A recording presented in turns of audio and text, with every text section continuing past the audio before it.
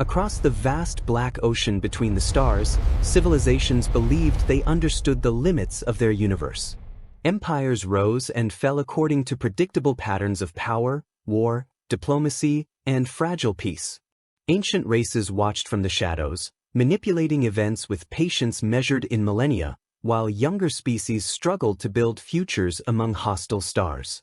The galaxy of Babylon 5 had endured wars that reshaped entire civilizations and had survived the subtle influence of powers far older than any known government. Yet even the most secretive of those ancient watchers had never witnessed what was about to happen beyond the outermost boundaries of mapped hyperspace.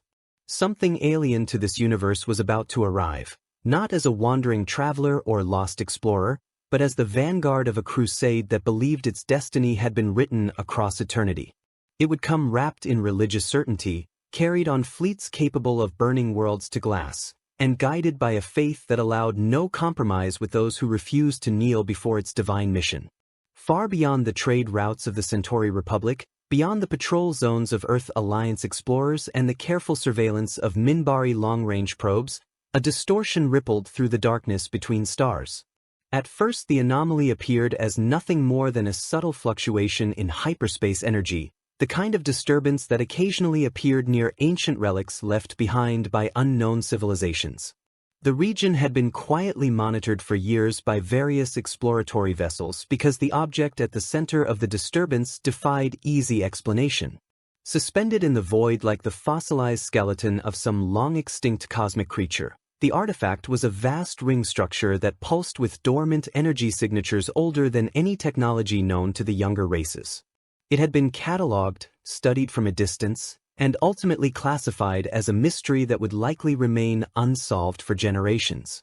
What no one realized was that the relic did not originate from any civilization native to this galaxy. It was a gateway constructed by entities whose ambitions stretched far beyond the comprehension of those who had discovered it. The silence around the ancient ring shattered without warning when the structure suddenly awakened, its dormant systems flaring to life with a violent surge of energy that tore open a wound in the fabric of space itself. Hyperspace twisted inward like a collapsing storm, forming a swirling aperture that glowed with unnatural light as forces from another universe pushed against the boundaries of reality.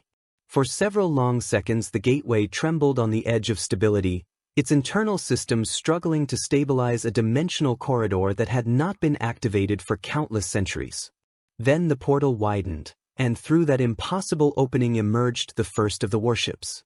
The vessel that entered Babylon 5 space was not a sleek diplomatic cruiser or a cautious exploration craft.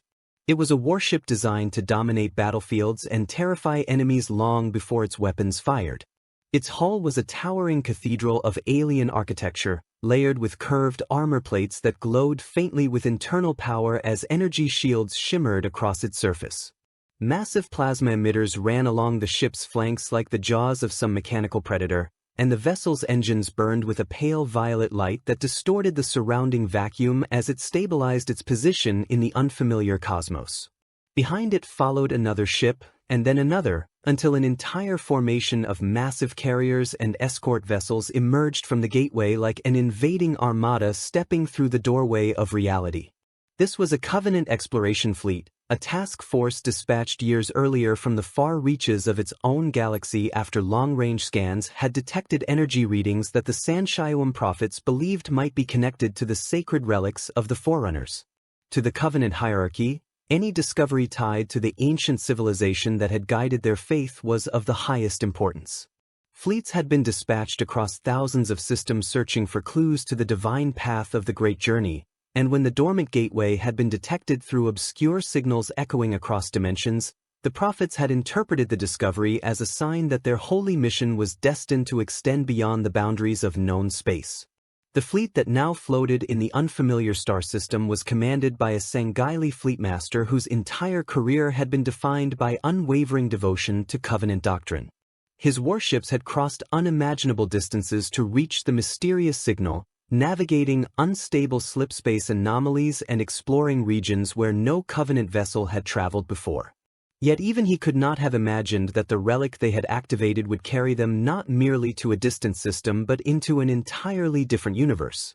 Sensors aboard the fleet's command carrier scanned the surrounding region, mapping gravitational fields, stellar radiation patterns, and hyperspace fluctuations with relentless precision.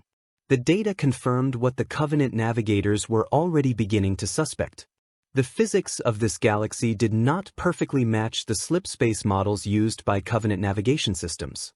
Energy flows in hyperspace behaved differently here, and subtle distortions rippled through their long-range detection grids as if the universe itself resisted their presence. To the prophets observing from within the fleet's sanctum chambers, these anomalies were not signs of danger but proof of divine purpose.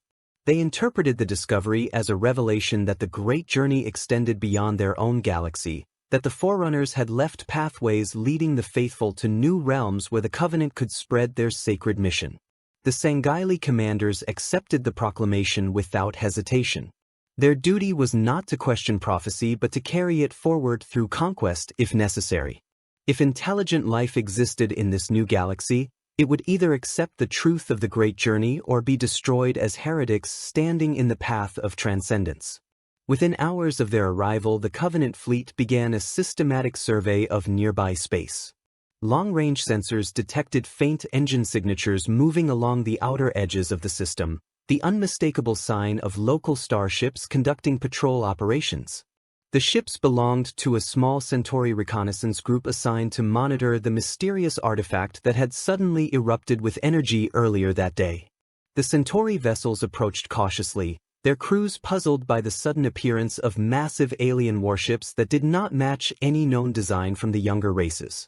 Their commanders initially believed they had discovered a previously unknown civilization, perhaps one that had remained hidden beyond the frontier of mapped hyperspace routes.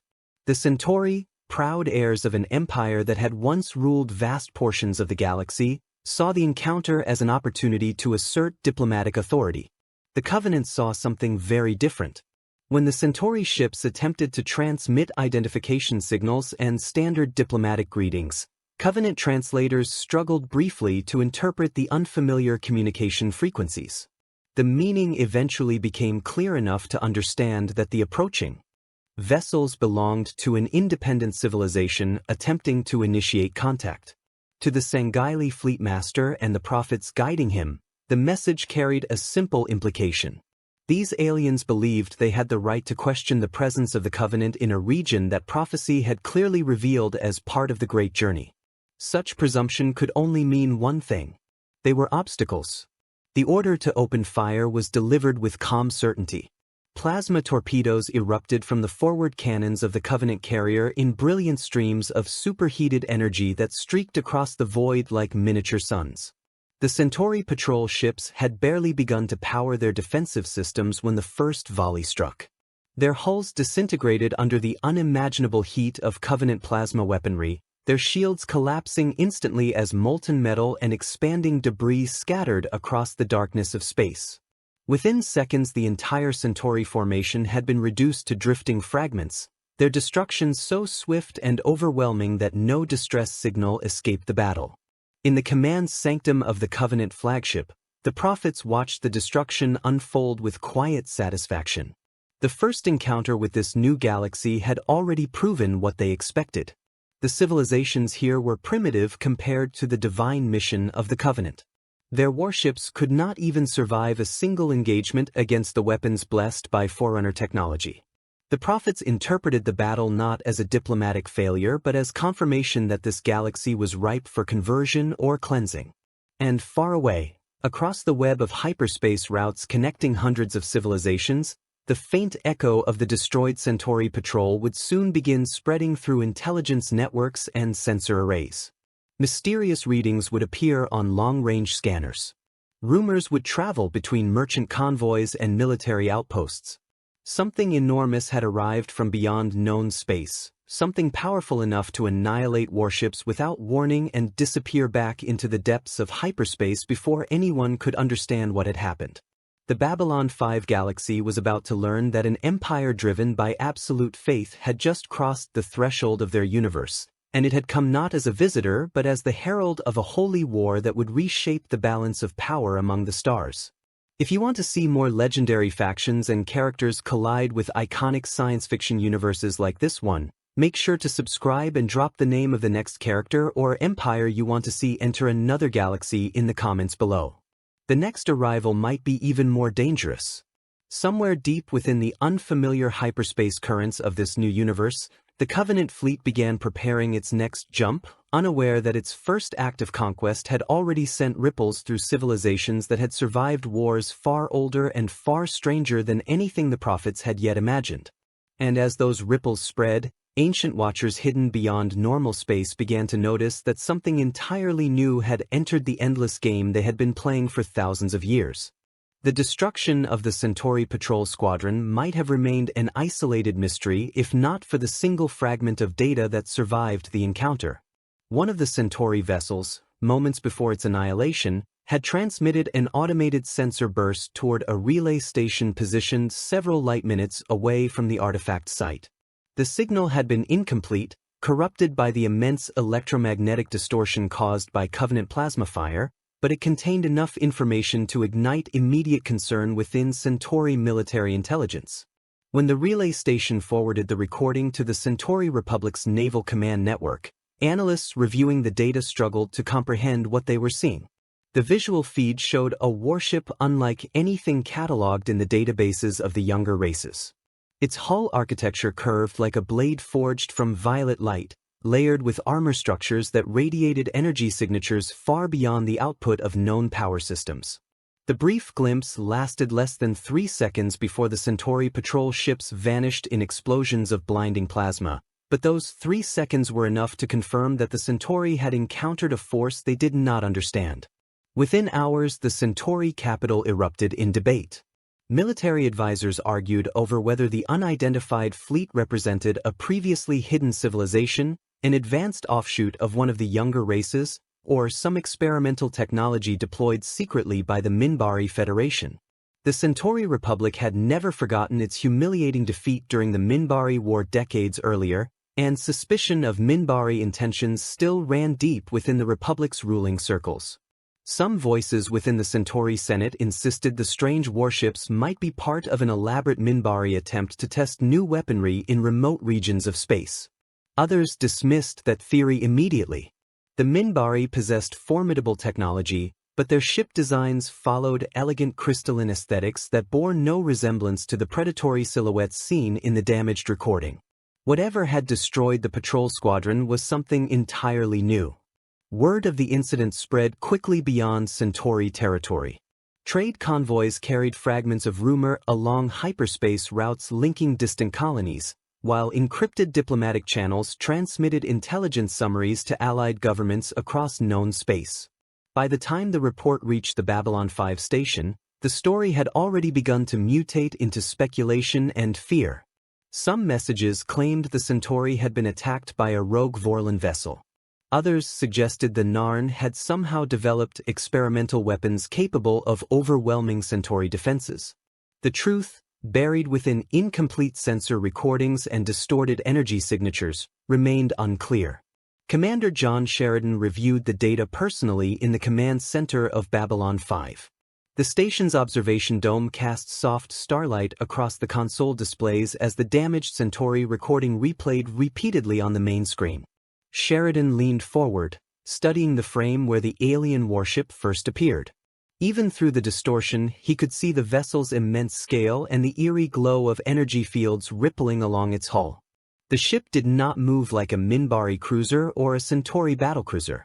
It drifted with deliberate control, as though it possessed power reserves far greater than necessary for simple maneuvering. Sheridan had commanded starships long enough to recognize when something didn't fit the known patterns of galactic warfare. The ship on the screen represented a design philosophy completely foreign to the Babylon 5 galaxy. It was built not for defense or patrol duty but for absolute battlefield dominance.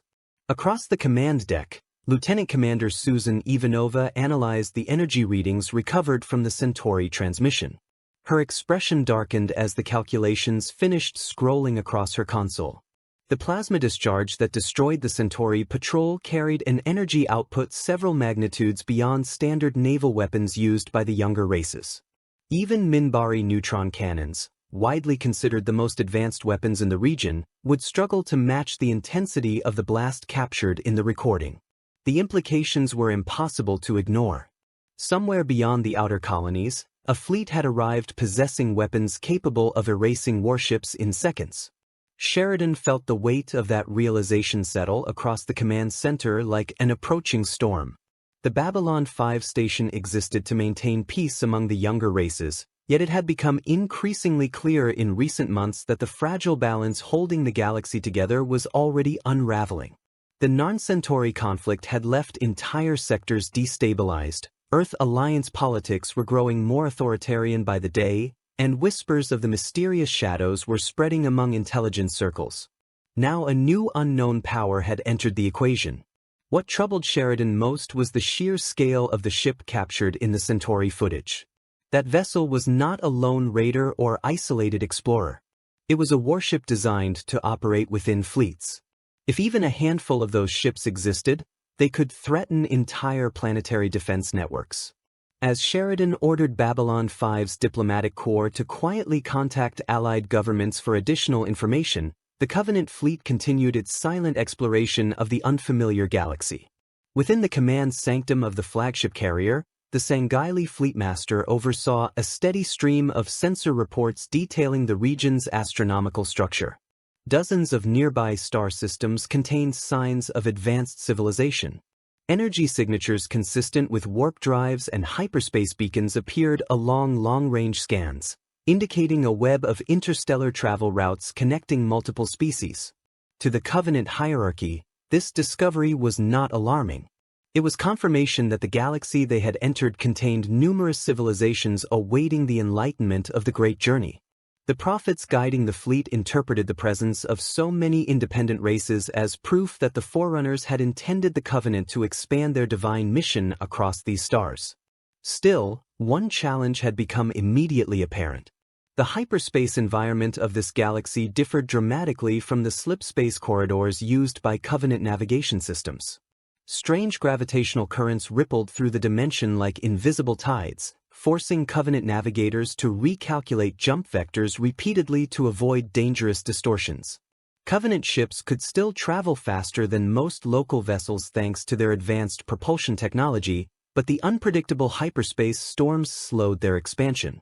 Rather than viewing this complication as a setback, the Fleetmaster saw it as a temporary obstacle that would soon be overcome through adaptation. Covenant engineers began studying the hyperspace currents, mapping the energy flows and building new navigation algorithms capable of guiding their ships safely between systems. While those calculations unfolded, the fleet received its first long-range transmissions from the civilizations of the Babylon 5 galaxy. Merchant vessels traveling along distant routes had detected the massive Covenant carriers drifting near the artifact gateway and attempted cautious communication. The signals carried greetings and identification requests in multiple languages used by the younger races. The Covenant translation systems quickly deciphered the messages. The aliens were asking who they were. The prophets regarded the transmissions with quiet disdain. To them, the request represented more than curiosity. It represented ignorance of the divine order of the universe. These species clearly had not encountered the truth of the Great Journey. And if they stood in ignorance, they would either accept enlightenment or be swept aside. The Fleetmaster ordered a simple response. A brief transmission was broadcast across multiple frequencies, carrying a declaration translated into the primary languages detected in local communications.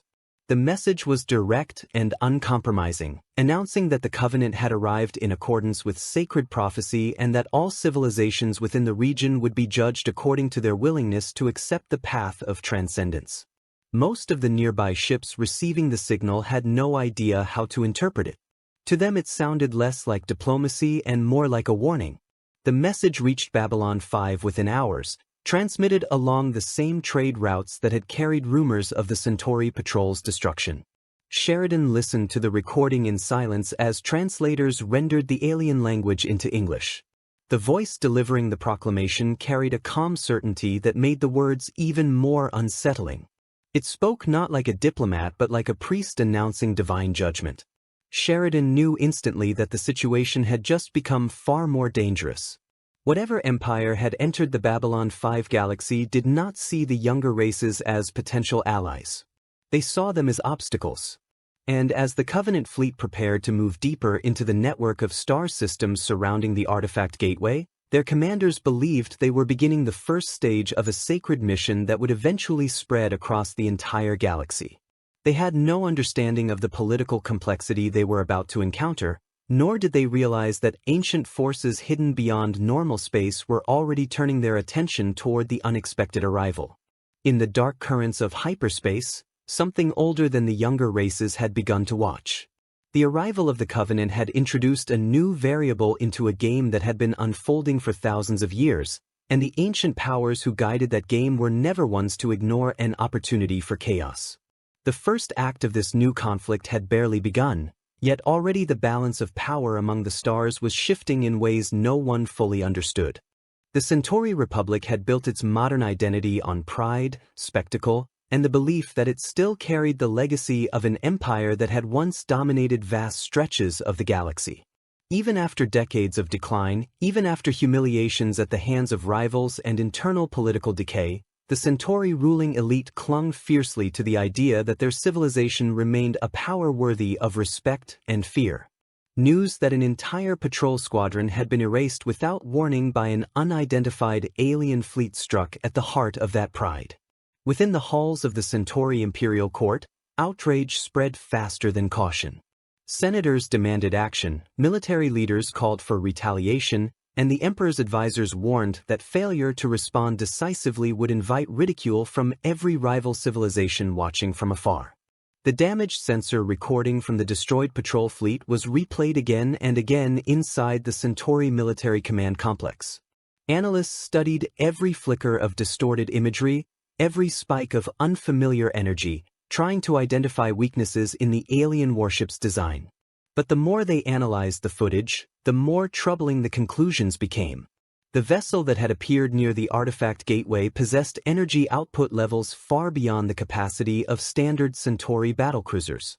Its plasma weapons produced temperatures capable of liquefying armor in seconds, and the faint shimmer surrounding its hull suggested defensive shielding far more resilient than anything the Republic had encountered before.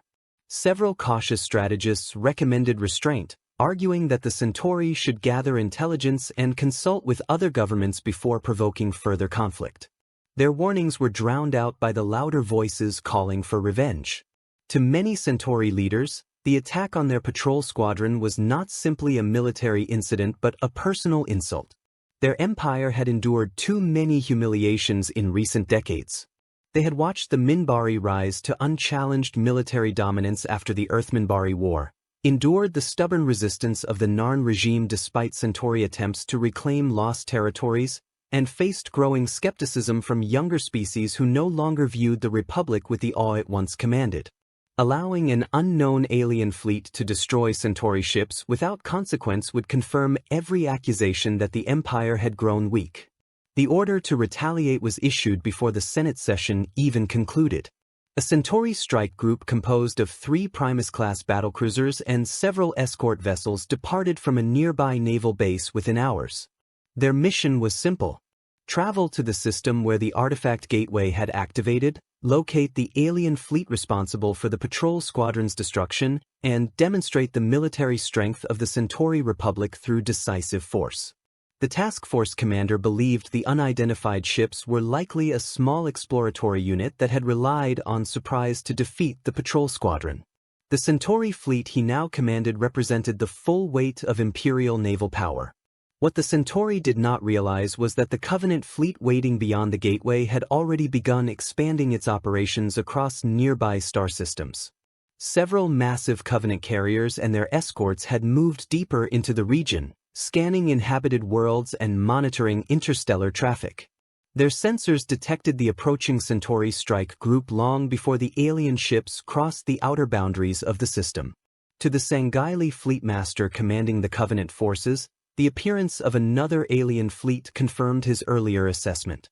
The civilizations of this galaxy were responding to the Covenant's presence with hostility rather than reverence.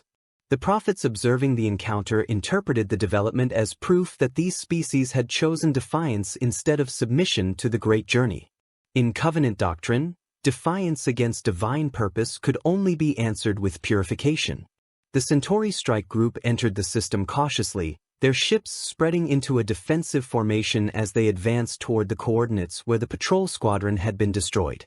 The artifact gateway still hovered in the distance like a silent monument to unknown technology, its immense ring structure glowing faintly against the darkness of space. At first, the Centauri scanners detected nothing unusual. The system appeared quiet, almost empty. Then the tactical displays aboard the lead battlecruiser erupted with new contacts. Dozens of massive vessels began appearing across the edge of sensor range. They emerged from behind distant moons and planetary shadows, their silhouettes growing larger as they advanced toward the Centauri formation.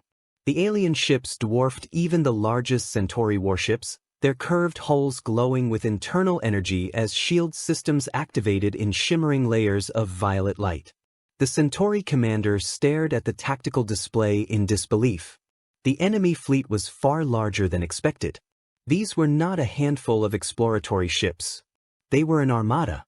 Still, Centauri pride refused to yield. The commander ordered his battlecruisers to lock weapons and prepare for engagement.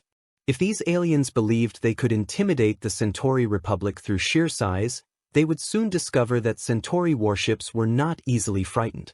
The first volley of Centauri neutron cannons streaked across the void in brilliant lines of energy, striking the leading Covenant cruiser with enough force to shake the surrounding vacuum. Explosions of light rippled across the alien vessel's shields as the attack impacted. For a moment, the Centauri commander felt a surge of confidence. Their weapons had connected. Then the sensor readings confirmed the horrifying truth. The Covenant ship's shields had absorbed the entire barrage with minimal damage. Before the Centauri fleet could regroup, the Covenant armada responded.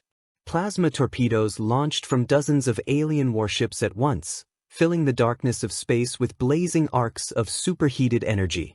The Centauri battlecruisers fired desperately, attempting to intercept the incoming weapons with defensive turrets, but the Covenant attack was overwhelming. The first torpedoes struck the flank of an escort vessel, slicing through its armor like molten glass before detonating inside the ship's reactor core. The resulting explosion illuminated the battlefield in a flash of orange light. Moments later, the main Centauri battlecruiser took a direct hit. Its shields collapsed instantly under the impact, and the plasma blast carved through the vessel's hull with unstoppable force. Entire sections of the ship disintegrated as the weapon's heat turned metal into vapor. Secondary explosions rippled along the cruiser's spine as ammunition stores ignited, and within seconds the proud warship that had represented Centauri power was reduced to a drifting wreck. The remaining Centauri vessels attempted to retreat, but the Covenant fleet had already moved to intercept. Faster ships cut off escape routes while heavier carriers unleashed continuous streams of plasma fire. One by one the Centauri ships were destroyed, their engines erupting in silent explosions that scattered debris across the battlefield. The entire engagement lasted less than 5 minutes. When the last Centauri signal faded into static, the Covenant fleetmaster surveyed the wreckage with cold satisfaction. The aliens had responded to Covenant presence with aggression and had been judged accordingly. To the prophets guiding the fleet, the outcome carried a deeper significance. The encounter confirmed that the civilizations of this galaxy would resist the Great Journey unless forced to accept it. That realization transformed the Covenant mission from exploration into crusade. A proclamation was prepared and broadcast across every communication channel the fleet could access. The message carried the authority of the prophets themselves, declaring that the Covenant had arrived in a new galaxy destined to witness the fulfillment of divine prophecy. All species encountered within this region would be offered a choice: accept the truth of the Great Journey and submit to Covenant authority, or be cleansed from existence as heretics. The message traveled outward through hyperspace relays and merchant networks, eventually reaching the diplomatic halls of Babylon 5 and the capitals of every major power among the younger races. Governments across the galaxy listened to the proclamation in stunned silence. The scale of the threat was only beginning to become clear, But one fact was already undeniable. An empire had entered their universe, and it believed the destruction of entire civilizations was a sacred duty. The Covenant Proclamation did not arrive in the Babylon 5 galaxy like a diplomatic communique or a negotiable demand. It spread like a thunderclap across hyperspace networks, echoing through communication relays, merchant guild frequencies, and encrypted military channels with a tone that carried absolute certainty. Every government that intercepted the broadcast heard the same message translated into their own languages. An alien empire had arrived guided by divine prophecy, and every civilization in the galaxy would either embrace the path of the Great Journey or be destroyed as an obstacle to it. The message did not request negotiation or cooperation. It declared judgment. For many governments, the first reaction was disbelief.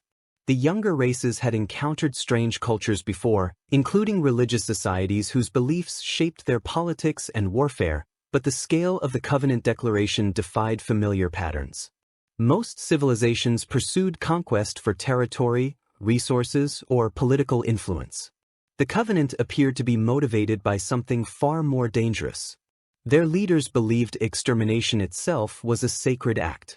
At the Babylon 5 station, the atmosphere inside the command center shifted from cautious concern to quiet urgency as more intelligence reports arrived. Commander John Sheridan stood before the central display watching the most recent sensor analysis from the destroyed Centauri strike group. The data confirmed what the earlier patrol loss had suggested, but on a far more alarming scale. The alien fleet operating near the mysterious artifact gateway possessed warships capable of overwhelming multiple Centauri battlecruisers simultaneously. Their energy output exceeded the weapons capacity of most known fleets, and their defensive shielding technology rendered many standard tactics ineffective.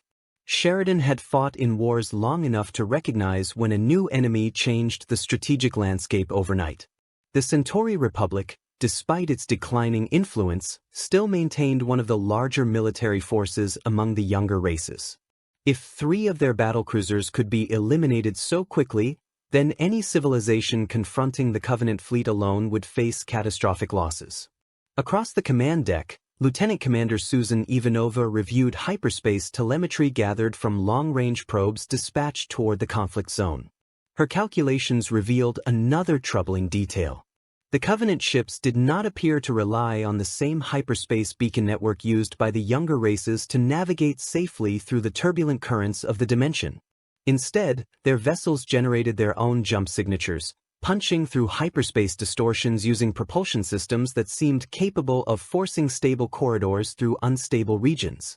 The discovery meant the Covenant fleet could move independently of the established navigation routes that most civilizations depended upon. They could strike almost anywhere. Sheridan understood immediately what that meant for the balance of power in the region. Hyperspace travel was not merely a technological convenience, it was the foundation of interstellar strategy. Trade routes, military patrol zones, and defensive perimeters all depended on predictable hyperspace lanes. An enemy capable of bypassing those routes could appear in systems that believed themselves secure. Before Sheridan could finish issuing new reconnaissance orders, another message arrived from Centauri space. This one carried the tone of barely contained fury. The Centauri Republic had confirmed the total destruction of its strike group and officially declared the alien fleet a hostile force threatening Centauri sovereignty. Imperial Command demanded that other civilizations recognize the Covenant incursion as an act of war. Privately, Centauri diplomats also requested assistance, though the language of their message struggled to conceal the humiliation behind that request. For the Centauri, asking for help meant admitting weakness. And yet the scale of the disaster left them little choice. As the political consequences of the Covenant attack began rippling across the galaxy, the fleet responsible for those events prepared to expand its campaign. Within the towering command sanctum of the Covenant flagship, the Sanghaili Fleetmaster knelt before a holographic projection of the Sanshayuam prophets guiding the expedition. Their ancient forms floated within gravitic thrones, their voices calm but filled with unwavering conviction.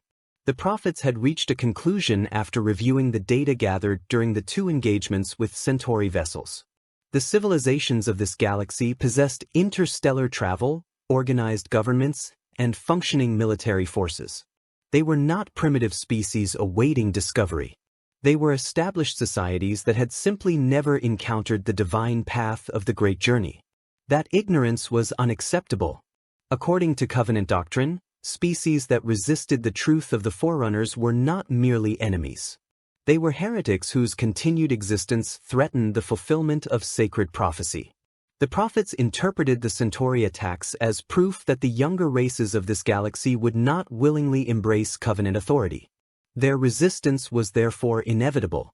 The Great Journey would require war. The Sanghaili Fleetmaster rose from his kneeling posture and issued orders to the commanders gathered within the Sanctum Chamber. The Covenant expedition would transition from reconnaissance operations to full military crusade. Strike groups would be dispatched toward nearby star systems to locate inhabited worlds and evaluate their strategic value. If those civilizations responded peacefully, they would be offered the chance to accept Covenant guidance. If they resisted, their worlds would be cleansed with orbital plasma bombardment until submission was achieved. The Fleet Master spoke those commands without hesitation. He believed completely in the righteousness of the mission. Outside the command sanctum, Covenant warriors prepared their ships for the next stage of expansion. Massive carriers activated additional weapon systems while smaller escort vessels arranged themselves into coordinated formations capable of launching simultaneous assaults across multiple systems. Engineers continued refining hyperspace navigation models adapted to the unusual currents of this galaxy, gradually increasing the range and precision of Covenant jump capabilities. Within days, the first wave of Covenant strike fleets departed the artifact system. Their destinations were chosen according to sensor readings that indicated populated worlds and active trade routes. Each fleet carried the same instructions: approach the target civilization, broadcast the Covenant proclamation, and demand submission to the Great Journey. The first civilization to receive that demand was a remote border colony belonging to the Narn Regime. The Narn people had endured centuries of occupation and oppression under the Centauri Empire before finally reclaiming their independence through brutal resistance. Their society had been shaped by hardship and relentless struggle for survival.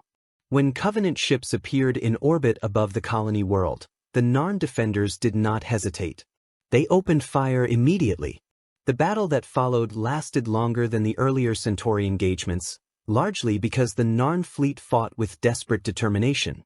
Their cruisers maneuvered aggressively, launching missile barrages and particle beam attacks against the alien vessels looming above their world. For a brief moment, the Narn commanders believed they might force the invaders to retreat.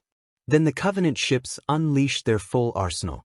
Plasma torpedoes rained down upon the defending fleet, burning through Narn armor and turning warships into drifting clouds of molten debris.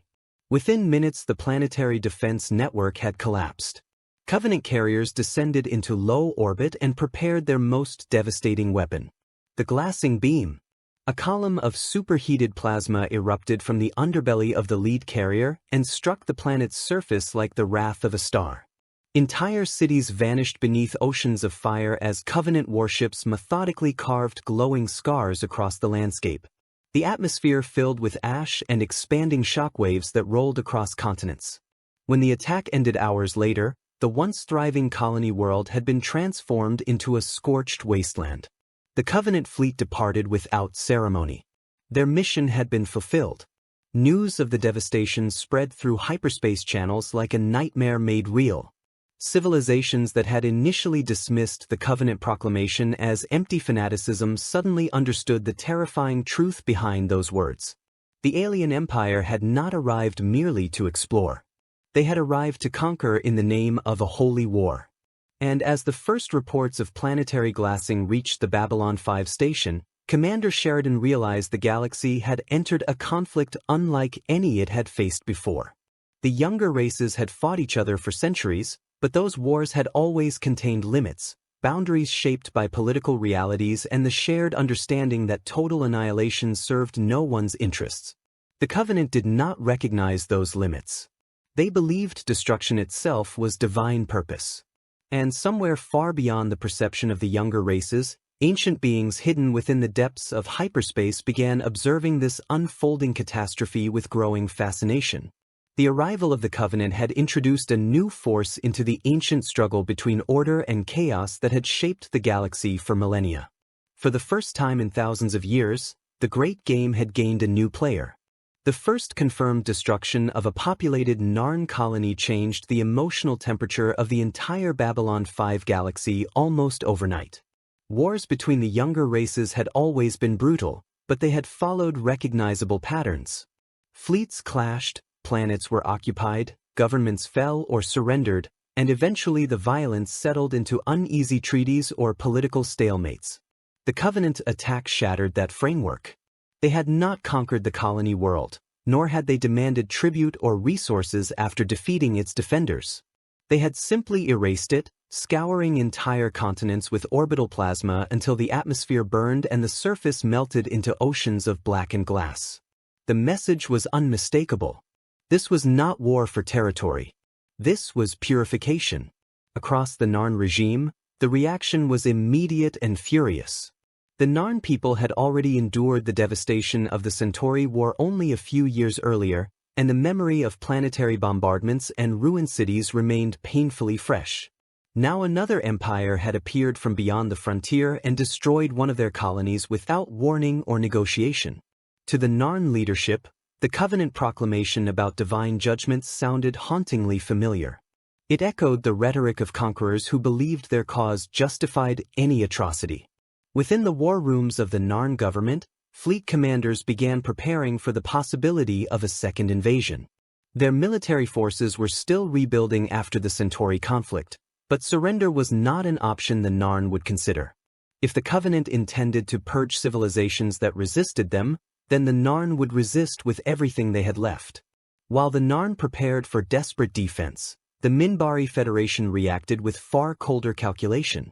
Among the younger races, the Minbari possessed the most advanced fleet and the longest tradition of strategic foresight. Their warrior caste had studied the fragmented intelligence reports arriving from Centauri and Narn space with growing concern. The sensor data painted a consistent picture. The alien vessels carried weapons capable of destroying capital ships in seconds, and their shield technology allowed them to withstand sustained attacks from multiple opponents simultaneously. More troubling still was the Covenant fleet's ability to operate independently of the hyperspace beacon network that guided most Babylon 5 civilizations through the dangerous currents of that dimension. For the Minbari, hyperspace was not merely a travel medium but a living ocean of energy that required careful navigation. Their ships moved through it using centuries of accumulated knowledge about safe corridors and gravitational flows. The Covenant vessels seemed to ignore those restrictions entirely, forcing their way through hyperspace storms that would normally destroy unprepared ships. Such technology represented an enormous strategic advantage. The Minbari Grey Council convened in secret to discuss the implications. Within the circular chamber where the council gathered, representatives of the religious, warrior, and worker castes examined holographic projections of Covenant ships reconstructed from the damaged battle recordings. The curved silhouettes of the alien carriers floated silently above the chamber floor while analysts described their estimated power output and weapon range. Even the normally composed Minbari warriors felt a flicker of unease as the numbers became clear. These ships rivaled Minbari warcruisers in scale. More troubling still, their armament appeared even more destructive. The Minbari had always believed their fleet represented the pinnacle of younger race military technology. During the Earth-Minbari War, their stealth systems and neutron cannons had allowed them to defeat human fleets with devastating efficiency. But the Covenant vessels presented a new type of threat. Their shield systems could potentially negate the advantages of Minbari weaponry, while their plasma weapons possessed raw destructive force capable of overwhelming even Minbari armor. After hours of discussion, the Grey Council reached a decision. A Minbari task force would be dispatched to intercept one of the Covenant fleets moving deeper into known space. The mission was not intended as an act of immediate war but as a reconnaissance operation designed to evaluate the alien empire's true capabilities. The Minbari had faced powerful enemies before, and they understood that knowledge often determined the outcome of conflicts long before the first decisive battle occurred. The fleet assigned to this mission consisted of several Sheridan-class warcruisers supported by smaller escort vessels. These ships represented the finest products of Minbari engineering, equipped with stealth systems capable of masking their presence from most conventional sensors. As the task force departed Minbari territory, its commanders knew they were about to confront a civilization that had already demonstrated willingness to destroy entire worlds. Far away, within the expanding sphere of Covenant operations, the Sanghaili Fleetmaster received reports from his various strike groups describing encounters with multiple species scattered across nearby systems. Some civilizations responded to the Covenant proclamation with cautious attempts at negotiation. Others reacted with immediate hostility, launching defensive fleets against the approaching alien vessels. The outcome was always the same. Covenant plasma weaponry proved devastating against the comparatively fragile warships of the younger races. Several small colonies were destroyed within the first week of operations, their orbital defenses collapsing under the relentless bombardment of Covenant carriers. Each victory strengthened the Prophet's belief that this galaxy had been delivered to them as the next stage of the Great Journey. Yet even as the Covenant crusade expanded, their navigators continued struggling to fully adapt to the strange hyperspace environment of this universe. The dimension through which Babylon 5 civilizations traveled behaved like a storm-filled sea rather than the more stable slipspace corridors the Covenant had mastered in their own galaxy. Violent energy currents twisted through hyperspace like invisible hurricanes, forcing Covenant ships to carefully adjust their jump calculations to avoid catastrophic navigation errors. These complications slowed the pace of their expansion. It was during one of these recalibration periods that Covenant long-range sensors detected something unusual approaching from the direction of Minbari space. At first the contacts appeared faint and indistinct, as though the vessels were somehow cloaked from conventional detection methods. Covenant technicians struggled to lock onto the signals, their instruments reporting intermittent distortions in the surrounding electromagnetic field. Gradually the shapes of several sleek warships emerged from the sensor haze, their elegant designs unlike anything the Covenant had encountered so far in this galaxy. These were Minbari warcruisers.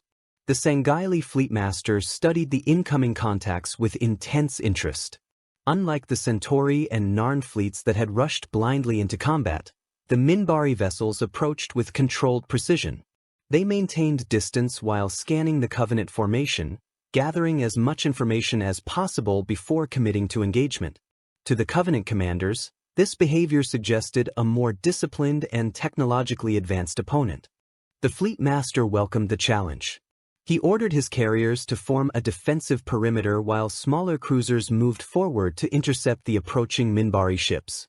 Energy shields flared brighter across Covenant hulls as weapon systems powered up in preparation for what promised to be the most significant battle since their arrival in this galaxy.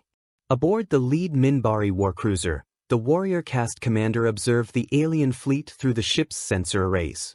The size of the Covenant formation confirmed every troubling rumor that had reached Minbari intelligence networks. These ships were massive, heavily armed, and organized with the unmistakable discipline of a civilization accustomed to large-scale warfare. Still, the Minbari commander remained calm. His people had faced extinction before and survived. If this new empire believed it could dominate the Babylon 5 galaxy through intimidation and brute force, it was about to encounter a civilization that had never feared battle. The Minbari ships accelerated toward the Covenant formation, their engines glowing with soft blue light as stealth fields shimmered across their hulls. The distance between the two fleets closed rapidly, and for a brief moment the void between them seemed to hold its breath. Then the first weapons fired. A lance of Minbari neutron energy streaked across the darkness and slammed into the shields of a Covenant cruiser with explosive force. The impact sent shockwaves rippling across the alien vessel's defensive barrier, forcing its shield generators to surge with power. Covenant plasma cannons answered immediately, launching blazing projectiles toward the attacking Minbari warcruisers. The battle that erupted was unlike the previous engagements the Covenant had fought since entering this universe.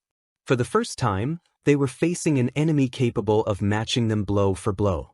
And as the clash between Covenant armadas and Minbari warcruisers illuminated the emptiness of space with violent flashes of energy, It became clear that the Babylon 5 galaxy had finally found a civilization strong enough to challenge the invaders head-on. The clash between the Covenant Armada and the Minbari warcruisers unfolded with a ferocity that neither side had fully anticipated. In the darkness of space, the elegant shapes of the Sheridan-class vessels glided through the battlefield like living shadows, their stealth systems warping electromagnetic signals and bending sensor readings in ways that confused Covenant targeting arrays. Minbari commanders had perfected the art of fighting opponents who relied heavily on conventional detection systems, and their ships exploited every gap in the alien fleet's sensor coverage. They moved with almost supernatural precision, appearing suddenly from unexpected angles to unleash neutron beams that carved through the void like blades of blue fire. The first volley struck a Covenant cruiser with devastating force, the neutron beam punching through its shields long enough to scar the vessel's armor plating. The Sanghaili fleetmaster watched the damage reports appear across his tactical display with a mixture of surprise and respect. The alien warships he had encountered so far in this galaxy had relied on brute force attacks that collapsed against Covenant shielding without leaving meaningful damage. The Minbari weapons were different. They did not simply batter the shields, they disrupted them, briefly destabilizing the defensive energy fields before cutting into the hull beneath. For the first time since the Covenant fleet had entered this universe, one of their warships had been wounded. But the Covenant response was swift and overwhelming. Massive plasma batteries ignited along the sides of their carriers, launching torrents of superheated energy toward the Minbari formation. The battlefield erupted with streaks of blazing plasma, each projectile capable of reducing a capital ship to molten wreckage if it struck directly. The Minbari warcruisers twisted through space to avoid the incoming fire, their engines adjusting course with graceful agility as they slipped between the deadly arcs of Covenant bombardment.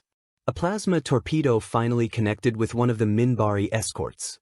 The explosion engulfed the smaller vessel in a burst of incandescent light that momentarily illuminated the surrounding fleet. Even the advanced Minbari armor could not fully withstand the destructive power of Covenant plasma weaponry. The escort ship's shields collapsed under the impact, and seconds later the vessel shattered in a violent detonation that scattered debris across the battlefield. The Minbari commander observed the loss without hesitation. War demanded sacrifice, and the purpose of the encounter had never been simple victory.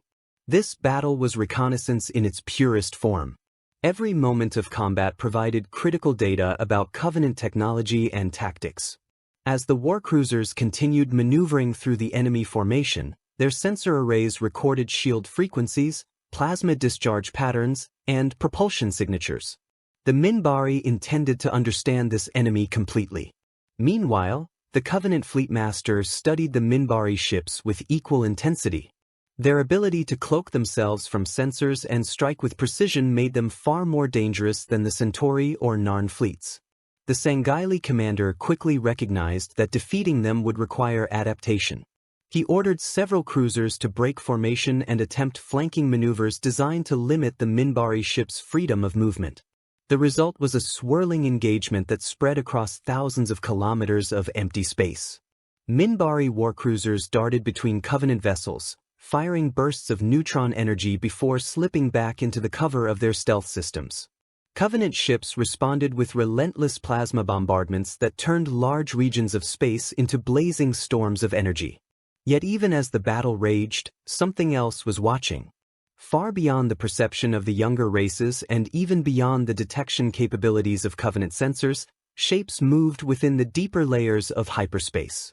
These shapes were vast and silent, drifting like predatory shadows through the currents of that other dimension. Their forms resembled enormous living vessels, black against the chaotic glow of hyperspace storms, their surfaces rippling with organic structures that seemed almost alive. They were the shadows. For thousands of years, the shadows had influenced the evolution of civilizations within this galaxy through careful manipulation of conflict. They believed that growth came through struggle and chaos, that species evolved stronger when forced to fight for survival. Wars between the younger races were not tragedies to the shadows but experiments that refined the galaxy's future. The arrival of the Covenant fascinated them. Here was a civilization entirely external to the delicate balance they had spent millennia cultivating. The Covenant did not share the cultural history of the younger races, nor were they influenced by the ideological guidance of the Vorlons, the Shadow's ancient rivals who championed order and control. Instead, the Covenant were driven by something uniquely powerful: absolute religious conviction. The Shadows recognized the potential immediately. A species that believed conquest and extermination were sacred duties could ignite wars across the galaxy more effectively than any manipulation the Shadows had previously engineered. The Covenant were not merely invaders, they were catalysts capable of reshaping the political landscape of the entire region. Within the depths of hyperspace, Shadow vessels adjusted their positions, observing the battle between the Covenant and the Minbari with quiet curiosity. The Minbari had always been one of the more formidable younger races, disciplined and technologically advanced enough to challenge many opponents. Watching them struggle against the Covenant armada confirmed that this new power might become an ideal instrument for accelerating chaos throughout the galaxy. Yet the Shadows also recognized the risk. The Covenant possessed immense military strength and a unified belief system that made them difficult to manipulate directly. Unlike the younger races whose political rivalries and ideological divisions provided countless opportunities for subtle interference, the Covenant hierarchy operated under strict religious authority. Their prophets guided the Empire with unquestioned influence. Manipulating such a civilization would require careful strategy. Back in real space, the battle between the Covenant fleet and the Minbari task force had reached its most violent stage. One of the Covenant cruisers had suffered severe structural damage after repeated Minbari strikes compromised its shield generators. The vessel drifted helplessly for several seconds before a final neutron beam sliced through its reactor core, triggering an explosion that rivaled the brightness of a small star. The Sanghaili Fleetmaster acknowledged the loss with grim approval. The Minbari had proven themselves worthy opponents. He ordered the remaining ships to intensify their assault, focusing fire on the lead Minbari warcruiser in an attempt to break the enemy formation. Plasma cannons roared again, sending waves of destructive energy across the battlefield. The Minbari commander watched the incoming barrage and understood that the moment had come to withdraw. His mission had achieved its purpose. The alien fleet's capabilities had been recorded in extraordinary detail, and the price of continuing the engagement would only rise as Covenant numbers pressed their advantage. With calm precision, he issued the retreat command. The surviving Minbari ships activated their jump engines simultaneously, tearing open glowing vortexes in the fabric of space. One by one, the sleek warcruisers slipped into hyperspace, vanishing from the battlefield before the Covenant fleet could prevent their escape. The sudden disappearance left the Covenant armada alone among the drifting wreckage of destroyed vessels. To the Sanghaili Fleetmaster, the outcome represented a partial victory. The alien ships had been driven away, yet they had also inflicted meaningful damage.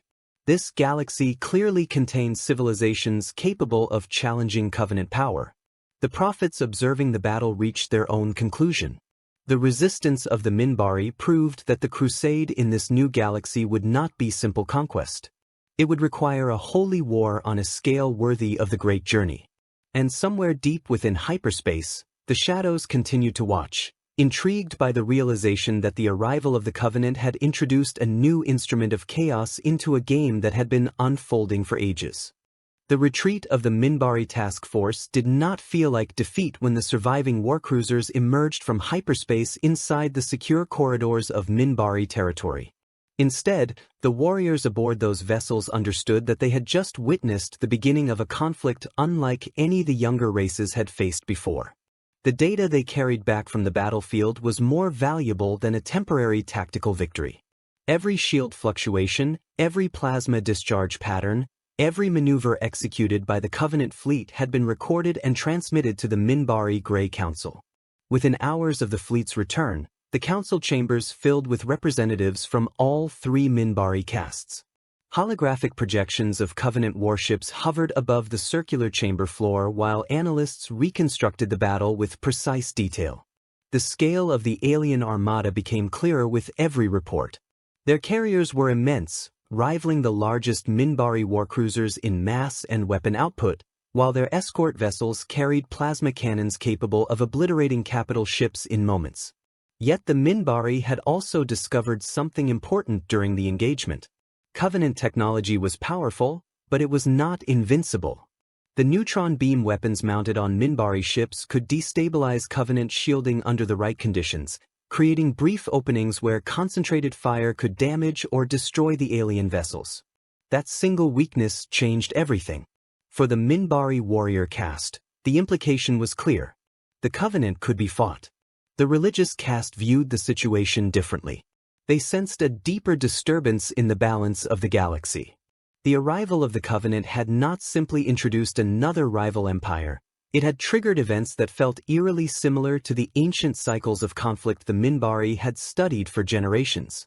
Old prophecies spoke of moments when chaos would erupt across the younger races, moments when the hidden powers of the galaxy would emerge from the shadows to guide the outcome. The warrior caste dismissed such spiritual interpretations with quiet impatience. Their concern was more immediate. The Covenant were already attacking colonies and destroying fleets. Waiting for philosophical clarity would only give the invaders time to expand their foothold. After hours of debate, the Grey Council reached a rare unified decision. The Minbari Federation would not confront the Covenant alone. For centuries, the Minbari had maintained a cautious distance from the political struggles of the other younger races. They possessed the strongest military and saw little advantage in entangling themselves with the ambitions of species that constantly fought among themselves. But the Covenant threat was different. If their crusade continued unchecked, every civilization in the galaxy would eventually face extinction. The Minbari therefore authorized a diplomatic initiative unlike anything they had attempted in generations. They would reach out to the other major powers of the Babylon 5 galaxy and propose a unified defense. The location chosen for this unprecedented gathering was the one place where all those civilizations already maintained fragile diplomatic connections. Babylon 5. Far away at the massive rotating station orbiting the distant world of Epsilon 3, Commander John Sheridan had already begun laying the groundwork for exactly such an alliance. The reports arriving from across known space painted a terrifying picture. Covenant fleets were spreading outward from the artifact gateway, striking remote colonies and trade routes with relentless efficiency. Several smaller civilizations had already lost entire star systems in the first weeks of the invasion. Sheridan understood that no single government could defeat an empire like that alone. Babylon 5 had always existed as a meeting ground where rival powers could attempt diplomacy rather than war. Now the station faced a far greater challenge. It would have to become the center of a coalition strong enough to resist a crusade driven by religious fanaticism and overwhelming firepower. The first major delegation to arrive after the Minbari announcement came from the Narn Regime. Their representatives carried the weight of grief and fury in equal measure. The glassing of their colony world had become a rallying cry across Narn society, transforming fear into a burning determination to resist the invaders at any cost. The Narn ambassador made it clear during the initial negotiations that his people would fight the Covenant with or without assistance. The only question was whether the other races would stand with them or watch their worlds burn one by one. Shortly after the Narn arrived, a Centauri delegation docked at the station. The tension between the two groups was immediate and unmistakable. Only a few years earlier, the Centauri Republic had conquered and occupied Narn territory in a brutal campaign that nearly destroyed the Narn civilization. The wounds from that conflict were still painfully fresh. Now both species faced the same existential threat, yet centuries of hatred made cooperation nearly impossible. Sheridan watched the first meeting between the two delegations unfold in the station's council chamber with cautious patience. If Babylon 5 was going to unite the galaxy against the Covenant, these ancient enemies would have to learn to work together. The Minbari delegation arrived soon after, bringing with them the credibility of the most powerful fleet among the younger races. Their presence immediately changed the tone of the negotiations. When the Minbari spoke about the Covenant threat, the other governments listened carefully. The Minbari commanders described their recent battle with the alien armada in precise technical detail. They explained the strengths of Covenant shielding, the destructive potential of their plasma weapons, and the approximate size of the fleets already operating within the region. The room fell silent when the final numbers appeared on the display. The Covenant forces currently exploring the Babylon 5 galaxy already consisted of dozens of capital ships supported by hundreds of escorts and troop carriers. And according to Minbari analysts, those fleets represented only a small portion of the Empire's total military strength. If reinforcements arrived through the artifact gateway, the scale of the invasion could multiply rapidly. The implications were staggering. For the first time since the ancient shadow war cycles began influencing the younger races, the possibility of complete galactic conquest by an external empire had become real. Sheridan looked around the chamber at the gathered representatives of civilizations that had spent centuries competing, betraying, and fighting one another. Now they faced a common enemy that cared nothing for their rivalries or traditions. The Covenant are not here to negotiate borders, Sheridan explained calmly as the briefing concluded. They believe this galaxy belongs to them by divine right. If we keep fighting each other, they'll destroy us one system at a time. No one in the chamber disagreed. But agreeing on the danger was far easier than building trust. Even as the delegates debated strategies for a unified defense, the Covenant fleet continued expanding its operations across nearby sectors. More colonies fell beneath orbital bombardment, their atmospheres turned into firestorms by the devastating glassing beams of Covenant carriers. To the prophets guiding the crusade, each destroyed world represented another step toward fulfilling sacred prophecy. They had no idea that their campaign of purification was beginning to unite civilizations that had never before considered fighting side by side. And far beyond the diplomatic chambers of Babylon 5, deep within the turbulent oceans of hyperspace, ancient eyes continued to watch the unfolding crisis. The shadows understood that the younger races were attempting something unprecedented. They were trying to unite. To the shadows, that development posed a fascinating question. Would the Covenant invasion drive the younger races toward cooperation and strength, or would it push them into even greater chaos and destruction? The answer would determine the next phase of the ancient game that had shaped the destiny of the galaxy for thousands of years. The atmosphere inside the Babylon 5 Council Chamber had changed in ways that none of its designers had ever anticipated when the station was first constructed. The massive circular hall had been built as a neutral ground where rival civilizations could negotiate trade agreements, settle territorial disputes, and attempt to avoid the wars that had defined the history of the younger races. Now it had become the strategic nerve center of a potential galactic alliance, a place where species that had spent centuries distrusting each other were forced to confront the possibility that their survival depended on cooperation. Commander John Sheridan stood at the center of the chamber as representatives from the Minbari Federation, the Centauri Republic, the Narn Regime, and the Earth Alliance argued across the circular table. Holographic projections of Covenant warships floated above the council floor, their immense shapes casting ghostly reflections across the polished surface of the chamber. Every few minutes the display updated with new intelligence reports as distant colonies transmitted distress calls and fragmented sensor recordings from encounters with the alien fleets. The pattern was unmistakable.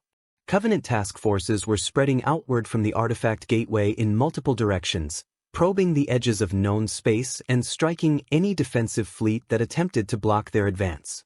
Several independent trading worlds had already fallen, their orbital defenses overwhelmed before allied fleets could respond. The reports arriving at Babylon 5 painted a grim picture of a war that was accelerating faster than anyone had predicted. The Narn delegation argued passionately that the galaxy had already delayed too long. Their ambassador spoke with a voice shaped by both anger and grief, reminding the chamber that an entire Narn colony had been reduced to a lifeless wasteland by Covenant glassing beams. Waiting for further confirmation of the threat would only guarantee that more worlds suffered the same fate. The Narn demanded immediate military cooperation between the major powers. Across the chamber, the Centauri representatives responded with visible discomfort. The Centauri Republic had only recently begun rebuilding its fleet after years of conflict with the Narn, and many in their government remained deeply suspicious of any alliance that might strengthen their old enemies. The idea of fighting alongside the Narn, even against an outside threat, stirred bitter memories of past wars. Yet even the Centauri diplomats could not ignore the intelligence projections hovering above the council table. Covenant fleet movements suggested a steady expansion toward core trade routes that connected most major civilizations. If those routes fell under Covenant control, the economic lifelines of entire governments would collapse. The Minbari delegation observed the argument in silence for several minutes before their representative finally spoke. When the Minbari ambassador addressed the chamber, the conversation immediately quieted.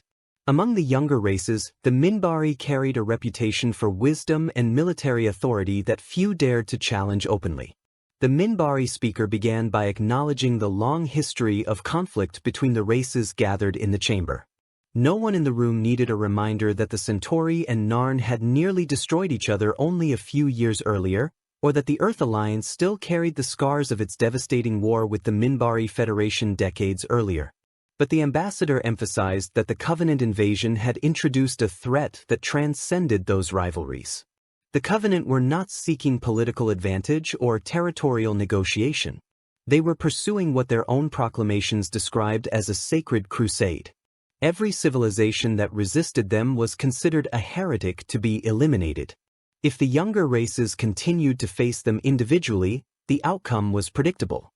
One by one, their worlds would burn.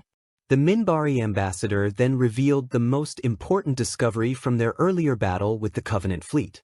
Their scientists had identified specific moments when the alien shields destabilized under concentrated neutron beam attacks. The vulnerability lasted only seconds, but during those seconds a coordinated fleet assault could penetrate the Covenant defenses. The revelation spread through the chamber like a spark igniting dry fuel. For the first time since the Covenant proclamation had reached the galaxy, the representatives of the younger races heard evidence that the invaders were not invincible. They were powerful beyond anything previously encountered, but they possessed weaknesses that could be exploited through strategy and cooperation. Sheridan immediately understood the significance of that discovery. A unified fleet combining the strengths of multiple civilizations could potentially overwhelm Covenant formations by coordinating their attacks. Minbari neutron weapons could destabilize shields while Earth Alliance missile volleys and Narn particle beams struck the exposed hulls. Centauri warcruisers could provide heavy firepower to finish damaged vessels. But such coordination required something the younger races had rarely achieved. The discussion that followed stretched late into the station's artificial night cycle. Delegates argued over command structures, fleet contributions, and territorial defense priorities. Every government represented in the chamber feared that committing its military strength to a shared alliance might leave its own worlds vulnerable if the others betrayed the agreement. Sheridan listened patiently as the debate unfolded. He knew that forcing cooperation through authority would fail. The alliance had to be built on the shared realization that none of them could survive alone. The breakthrough came unexpectedly when the Narn ambassador spoke again, his voice quieter but carrying a weight that silenced the room. He described what the Covenant glassing beam had done to the colony world. Entire oceans had boiled away as the superheated plasma carved glowing scars across the planet's surface. Cities that had stood for generations were now buried beneath kilometers of blackened glass. Millions of Narn civilians had died in minutes, their world transformed into a monument to Covenant fanaticism. Then he looked directly at the Centauri delegation. The Narn ambassador reminded them that the Centauri Republic had once used similar orbital bombardments against Narn cities during their occupation. The Centauri knew exactly what such destruction looked like. For several long seconds the chamber remained silent. The Centauri representatives shifted uneasily as the memory resurfaced, an uncomfortable reminder of their own past brutality. But the ambassador's point was clear. The Covenant were not repeating the mistakes of history. They were perfecting them. When the Centauri diplomat finally responded, his voice carried a reluctant acceptance that surprised even his own aides. The Centauri Republic would commit part of its fleet to the alliance being proposed on Babylon 5. They would not allow an alien crusade to decide the fate of their galaxy. The moment felt almost surreal to those present. Centauri and Narn officers had spent decades trying to destroy each other, yet now they were agreeing to fight side by side. Sheridan allowed himself a brief moment of relief. The alliance was fragile and incomplete, but it existed. What none of the delegates inside the chamber realized was that their attempt to unite had already attracted the attention of forces far older than any of their civilizations. Deep within hyperspace, enormous organic warships drifted through the violent energy currents like silent predators observing prey from the shadows. These vessels belonged to the ancient race known as the Shadows, beings who had spent thousands of years shaping the development of younger species through carefully orchestrated conflict. The arrival of the Covenant had introduced an unpredictable new variable into the ancient struggle between the Shadows and their rivals, the Vorlons. Watching the younger races attempt to build an alliance against the invaders intrigued the Shadows greatly. Cooperation among the younger civilizations represented the very philosophy their Vorlon enemies championed. The Shadows preferred chaos, and the Covenant crusade promised chaos on a scale that could reshape the entire galaxy. Within the depths of hyperspace, the shadow vessels began adjusting their positions, preparing to influence events in ways that would push the conflict toward its most destructive possibilities. The younger races believed they were forming an alliance to save their worlds. They had no idea that ancient powers were already preparing to turn their desperate war into something far more dangerous. The alliance forming at Babylon 5 did not remain secret for long. In a galaxy as interconnected as this one, even the most carefully controlled diplomatic negotiations eventually leaked into the currents of interstellar communication. Merchant captains whispered about emergency fleet mobilizations. Intelligence agencies intercepted fragments of encrypted transmissions discussing joint military exercises. Independent colonies reported unusual patrol movements from fleets that normally avoided cooperation with one another. Within days, the truth began spreading across the major civilizations of the Babylon 5 galaxy. The younger races were preparing to fight together for the first time in generations. At the center of this unprecedented effort stood the massive rotating structure known as Babylon 5, the diplomatic station that had once been created simply to prevent wars between rival governments. Now it had become the strategic headquarters for a conflict that threatened every star system in the region. Military advisors from the Earth Alliance, the Minbari Federation, the Narn Regime, and even reluctant representatives from the Centauri Republic filled the station's command halls. Tactical displays stretched across the walls of the war room, projecting constantly updated maps that tracked Covenant fleet movements across dozens of star systems. Commander John Sheridan stood at the center of those maps more often than he slept. The responsibility placed on him had grown almost overnight. As the commanding officer of Babylon 5 and the architect of the fragile alliance, Sheridan had become the closest thing the younger races possessed to a unified war coordinator. Every incoming intelligence report passed through his command center. Every proposed fleet movement required his approval. The data arriving from the frontier was becoming increasingly alarming. Covenant strike groups were no longer limiting their operations to small colonies or isolated trade stations. Their fleets had begun advancing toward more heavily populated sectors, testing the defensive strength of larger civilizations. Each encounter followed the same brutal pattern. The Covenant broadcast their proclamation demanding submission to the Great Journey. When resistance followed, their ships unleashed plasma bombardments powerful enough to overwhelm planetary defenses in minutes. Several independent systems had already fallen completely silent after refusing Covenant demands. Sheridan understood that time was running out. If the younger races did not confront the invaders soon, the Covenant would establish a permanent foothold deep within the galaxy's economic and political core. The Alliance fleet assembling under Babylon 5's coordination was the largest military formation the younger races had attempted to organize since the ancient wars recorded in Minbari historical archives. Minbari Charlan warcruisers formed the backbone of the armada, their elegant hulls carrying the neutron beam weapons capable of destabilizing Covenant shielding. Earth Alliance destroyers and cruisers provided heavy missile batteries designed to exploit those brief shield failures.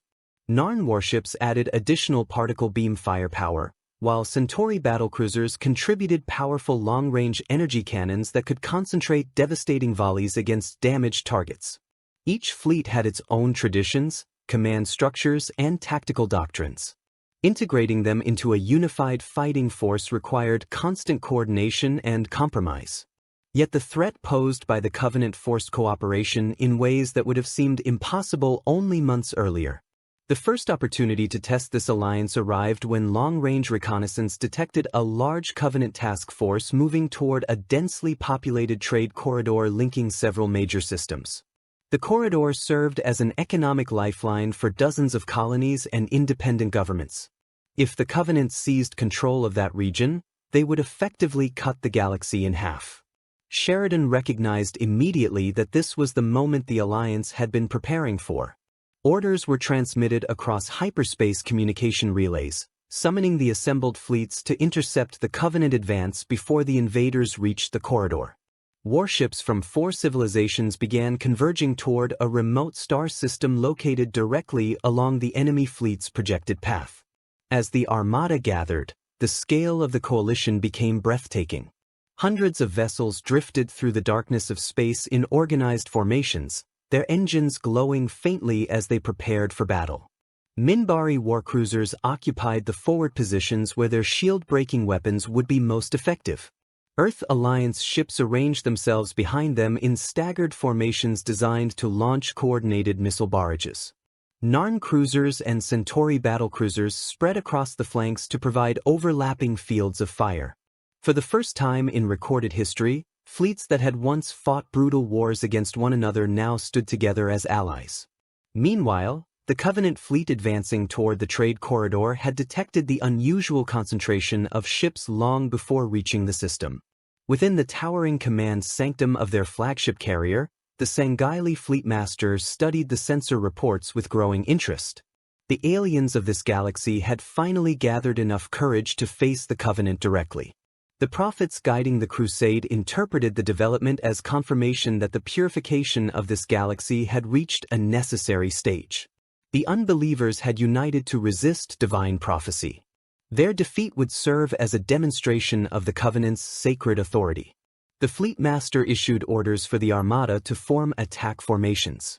Massive carriers moved to the center of the Covenant line while cruisers and destroyers fanned outward into layered defensive screens. Plasma weapon systems powered up along the curved hulls of the alien vessels, filling the surrounding space with flickering energy fields as shields intensified to maximum strength. When the two fleets finally emerged into visual range of one another, the sight was unlike anything the Babylon 5 galaxy had ever witnessed. On one side of the battlefield floated the combined armada of the younger races, hundreds of ships representing civilizations that had spent centuries locked in rivalry and war.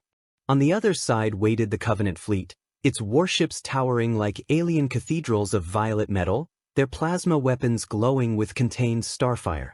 For several long seconds neither side moved. Then the battle began. Minbari warcruisers surged forward first, their engines blazing with controlled power as they closed the distance. Neutron beams erupted from their forward weapon arrays, streaking across the void in brilliant lances of energy. The beams struck the leading Covenant ships with explosive force, destabilizing shield fields exactly as Minbari scientists had predicted. The moment those shields flickered, the rest of the Alliance fleet unleashed its coordinated assault.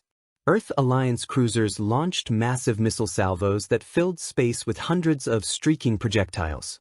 Narn particle beams fired simultaneously, hammering at the weakened defensive barriers of Covenant cruisers.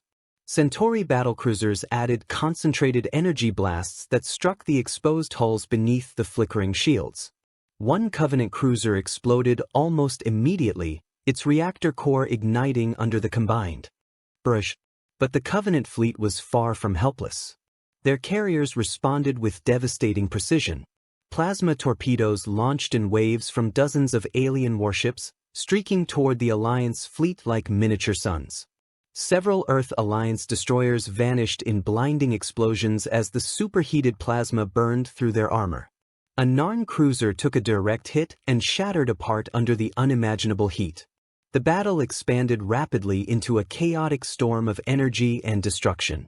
Ships from both sides maneuvered through the void while weapons fire illuminated the darkness with flashes of blue, violet, and crimson light. Sheridan watched the unfolding combat from the command center aboard Babylon 5 through a live tactical feed transmitted by the Alliance fleet. Every casualty report that appeared on the display tightened the pressure in his chest. This battle would determine whether the galaxy's fragile coalition could truly stand against the Covenant crusade. Then something unexpected happened.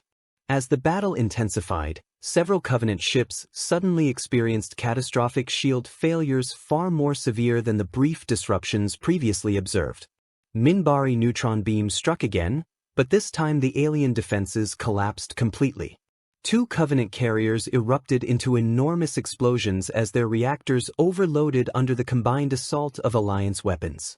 For the first time since their arrival in this universe, the Covenant were losing ships faster than they could destroy their enemies. The Sanghaili Fleetmaster observed the disaster unfolding across his tactical display with grim realization. The civilizations of this galaxy had adapted faster than expected. Their coordinated attacks were beginning to exploit weaknesses in Covenant shield harmonics. Yet even as he prepared new orders to stabilize the battle line, another presence was entering the conflict. Far beyond the battlefield, deep within the hidden layers of hyperspace, enormous organic warships began drifting closer to the region of combat. Their dark silhouettes moved silently through the energy currents, observing the clash between Covenant crusaders and the united fleets of the younger races. The ancient beings known as the Shadows had decided that the war unfolding in this galaxy had become far too interesting to simply watch from afar. The battle raging across the remote star system had already grown into the largest military confrontation the Babylon 5 galaxy had witnessed in generations, yet neither side fully understood that the conflict had begun to draw the attention of forces far older than their civilizations. The combined fleets of the younger races fought with desperate determination, their alliance forged from necessity rather than trust. Minbari warcruisers carved brilliant lines of neutron fire through the void, destabilizing Covenant shields again and again, while Earth Alliance destroyers unleashed wave after wave of missiles into the exposed hulls of alien cruisers. Narn vessels maneuvered aggressively through the expanding debris field, their particle beams striking weakened Covenant ships with the fury of a civilization that had already seen one of its worlds burned to glass. For the first time since the Covenant Armada had emerged from the mysterious gateway that connected their galaxy to this one, their fleet faced an opponent capable of matching their strength through unity. Several Covenant cruisers had already been destroyed, their massive hulls reduced to expanding clouds of molten fragments drifting through the battlefield.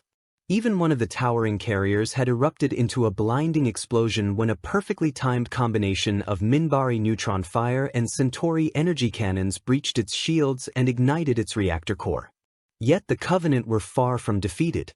Within the command sanctum of the flagship carrier, the Sanghaili Fleetmaster studied the evolving battlefield with cold discipline.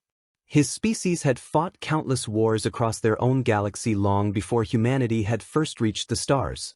The prophets who guided the Covenant crusade believed their mission here was divinely ordained, but the Fleetmaster understood that victory still depended on tactical adaptation.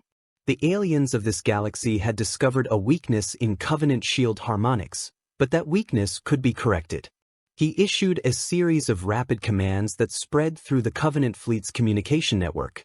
Shield generators across dozens of warships began adjusting their frequencies, altering the resonance patterns that had allowed Minbari neutron beams to destabilize them so effectively. At the same time, Covenant cruisers repositioned themselves into tighter formations designed to concentrate plasma fire against the most dangerous enemy ships. Moments later, the battlefield shifted once again. Minbari warcruisers fired another volley of neutron beams toward the nearest Covenant carrier, expecting to repeat the devastating success of their earlier strikes. But this time the alien shields flared with renewed intensity. The neutron beams struck the barrier and dispersed across its surface in rippling waves of energy rather than punching through. The vulnerability had been closed. Before the Alliance fleets could adapt to this sudden change, the Covenant counterattack began in full force. Plasma torpedoes streaked through space like blazing comets, slamming into the forward ranks of Minbari ships. One warcruiser vanished beneath a cascading eruption of superheated fire as its shields collapsed under the impact. Another was crippled when a plasma bolt carved through its engines, sending the elegant vessel spinning helplessly through the battlefield. Behind them, Earth Alliance destroyers launched another coordinated missile barrage, but Covenant point defense systems had already adjusted their targeting algorithms.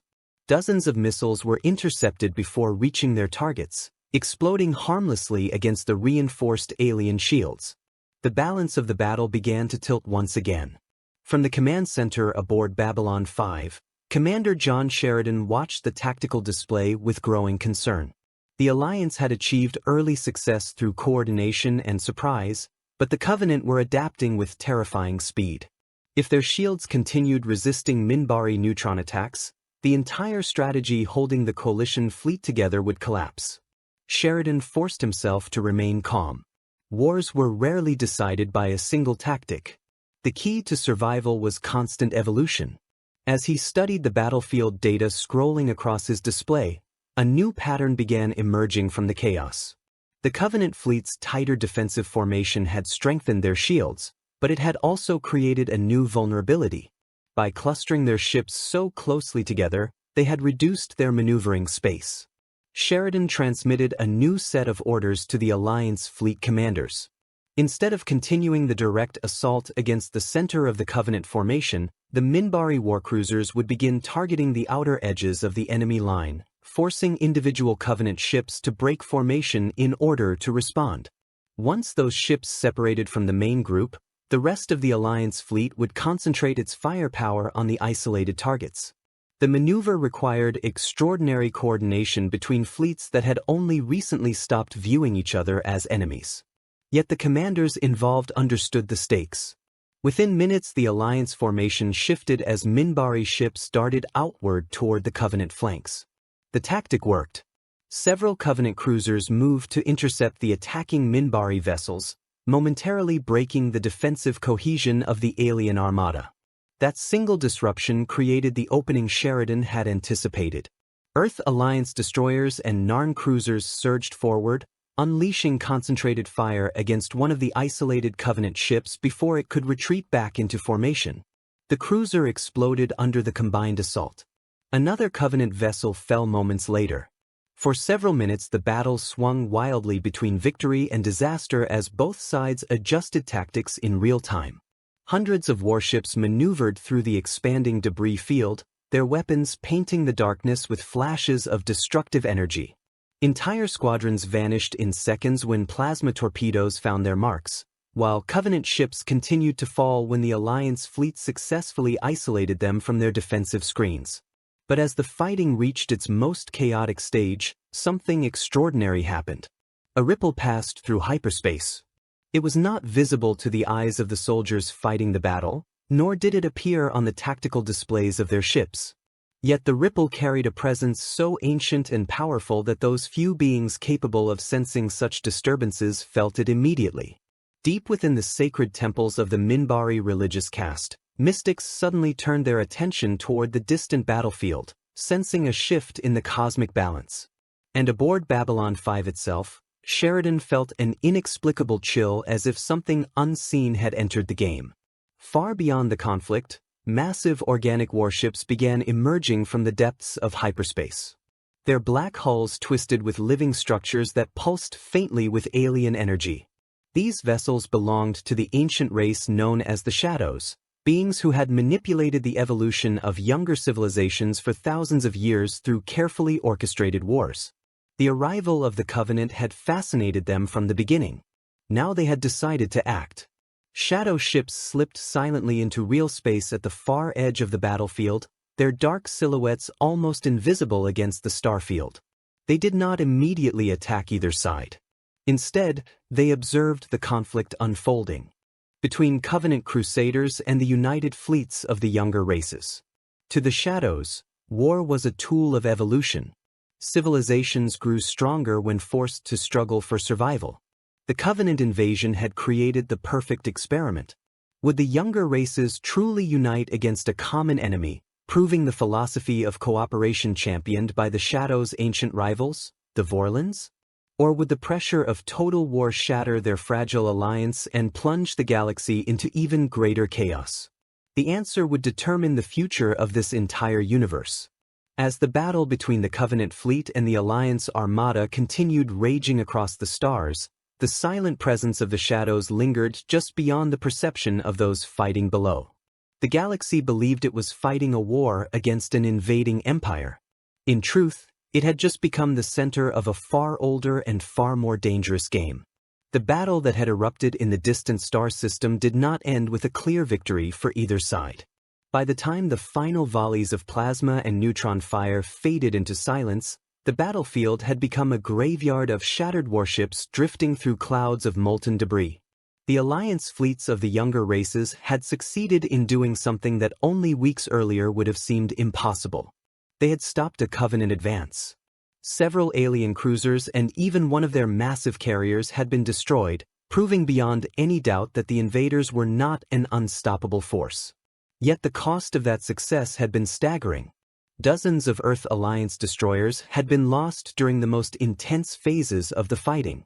Narn cruisers lay broken among the wreckage, their hulls torn open by plasma bombardments that had burned through even their reinforced armor. One of the proud Minbari warcruisers had been annihilated when Covenant ships concentrated their firepower against it, the brilliant vessel exploding in a flash of blue light that briefly illuminated the entire battlefield. For every Covenant ship destroyed, the Alliance had paid a heavy price. Eventually, the Sanghaili fleetmaster commanding the Covenant forces reached a strategic conclusion that surprised even some of his own officers. The purpose of this expedition had been to evaluate the civilizations of this galaxy and prepare the way for a larger crusade. Continuing the engagement against a united fleet that had already demonstrated the ability to damage Covenant warships no longer served that objective. With calm precision, he ordered the armada to withdraw.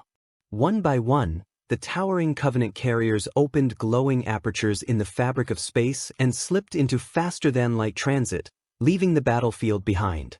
The remaining cruisers followed soon after, vanishing into the dark currents of hyperspace until the battlefield was left silent except for the drifting wreckage of hundreds of destroyed vessels. Across the Alliance fleet, commanders stared at their tactical displays in disbelief. The Covenant had retreated. For the first time since their arrival in this galaxy, the alien crusaders had been forced to abandon a battlefield. But victory felt hollow.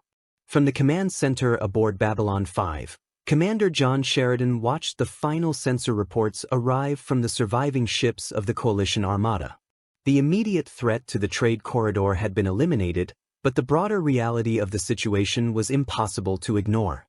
The Covenant had not been defeated. They had only withdrawn. Sheridan knew what that meant. The alien empire now understood that the civilizations of this galaxy were capable of organizing resistance. The next time the Covenant returned, they would come prepared for a much larger war. And they would not come alone. Far beyond the perception of the Alliance fleets, the ancient vessels of the shadows drifted quietly through hyperspace currents, their dark forms observing the aftermath of the battle with cold fascination. The outcome had confirmed what they had begun to suspect from the moment the Covenant appeared through the mysterious gateway between galaxies. The arrival of this alien empire had changed the balance of the ancient conflict that had shaped the Babylon 5 universe for millennia. For thousands of years, the shadows and their rivals, the Vorlons, had manipulated the younger races through subtle influence and carefully orchestrated wars. Each side believed its philosophy represented the true path to evolution. The Vorlons guided civilizations toward unity and order, believing cooperation would create strength. The shadows encouraged chaos and conflict, convinced that only struggle produced progress. The Covenant represented something entirely new. They were a civilization driven by absolute religious conviction, convinced that their conquest of the stars was part of a sacred destiny. They did not need the shadows to push them toward war. War was already written into the foundation of their empire. To the shadows, that made them the perfect catalyst. As the Covenant fleet disappeared into hyperspace, the ancient observers withdrew as well, vanishing back into the deeper layers of the dimension where their kind had lurked unseen for ages. They had seen enough to know that the conflict had only begun. Across the Babylon 5 galaxy, news of the battle spread quickly. For the first time, governments that had spent centuries competing with one another were forced to confront the possibility that their survival depended on cooperation. The fragile alliance forged under Sheridan's leadership had held long enough to repel the First Covenant assault. But the galaxy was far from united. Old rivalries still simmered beneath the surface of the coalition. The Centauri Republic remained uneasy about fighting alongside the Narn. The Earth Alliance faced growing political instability within its own government. Even the Minbari, who had helped hold the alliance together, were divided between those who believed the younger races could stand together and those who believed the coming war would shatter them. The Covenant, meanwhile, were already preparing their next move. Within the distant region of space where the artifact gateway still hovered silently, new fleets were assembling. Warships far larger than those encountered in the first invasion began gathering around the glowing structure, their engines blazing as they prepared to cross into a new galaxy that had dared to resist the Great Journey. The prophets guiding the Covenant crusade had reached a simple conclusion. The civilizations of the Babylon 5 universe were not ignorant primitives waiting to be enlightened. They were heretics who had chosen defiance. And heresy demanded purification. When the Covenant returned, they would come not as explorers or scouts but as a full armada of holy war. At the same time, deep within the mysterious currents of hyperspace, the Shadows and their ancient enemies the Vorlons began moving their own pieces across the cosmic board. The arrival of the Covenant had transformed the quiet manipulation of younger civilizations into something far more unpredictable. For the first time in thousands of years, the ancient war between order and chaos would unfold alongside a third power that obeyed neither philosophy. The Babylon 5 galaxy had survived countless conflicts across its long history, but it had never faced anything like what was coming next.